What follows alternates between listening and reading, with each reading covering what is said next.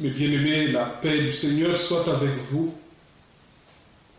L'évangile de ce dimanche nous invite une fois de plus à entendre le message de Saint Jean-Baptiste. Mais cette fois, il ne se présente pas comme le précurseur, c'est-à-dire celui qui annonce la venue du Messie. Il se présente comme un témoin de ce qu'il a vu et entendu. Ce Messie qu'il avait annoncé est là devant lui. C'est Jésus de Nazareth. Rien ne le distingue des autres. Mais Jean-Baptiste reconnaît en lui l'agneau de Dieu qui enlève le péché du monde. Cette expression, mes bien-aimés, nous la répétons de nombreuses fois chaque dimanche à chaque célébration de l'Eucharistie. Et c'est pourquoi je vous invite à méditer sur ce terme et nous demander ce que cela signifie pour nous, afin de ne plus le répéter de manière machinale. L'agneau de Dieu. L'agneau, cela fait penser d'abord à l'agneau pascal, le rite de la Pâque. Chaque année rappelait au peuple de Dieu que Dieu l'avait libéré. Et la nuit de la libération d'Égypte, Moïse avait fait pratiquer par le peuple ce rite traditionnel, mais il avait insisté. Désormais, chaque année, ce rite vous rappellera que Dieu est passé parmi vous pour vous libérer. Le sang de l'agneau est donc signe de la libération. L'agneau, cela fait penser aussi au chapitre 53 du livre d'Isaïe, parlant du serviteur de Dieu. Ce serviteur est comparé à un agneau innocent qui portait les péchés de la multitude.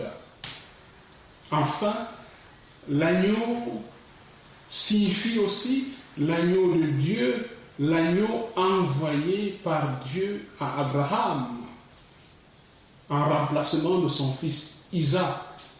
Quand il voulait sacrifier son fils, Dieu lui a envoyé un agneau et il a fait l'offrande de l'agneau.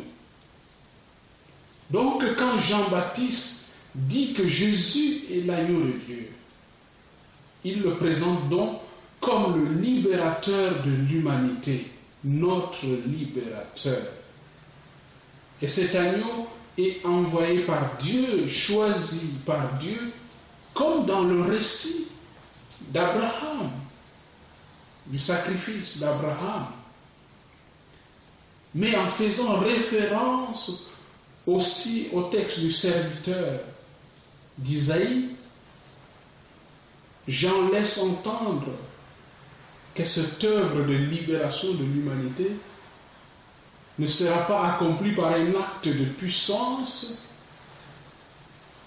par un guerrier, mais par un Messie humble qui va donner sa vie sur la croix. Le Seigneur va nous sauver en se sacrifiant sur la croix pour nous. Voici l'agneau de Dieu qui enlève le péché du monde. Mais depuis l'arrivée du Christ, qu'est-ce qui a véritablement changé? L'actualité, notre expérience quotidienne nous montre que le péché continue à gangréner notre monde. En quoi pouvons-nous dire que Jésus est réellement le Messie, le libérateur de l'humanité? Mes frères et sœurs, Dieu nous a créés sans nous, disait quelqu'un, mais il ne peut pas nous sauver sans nous.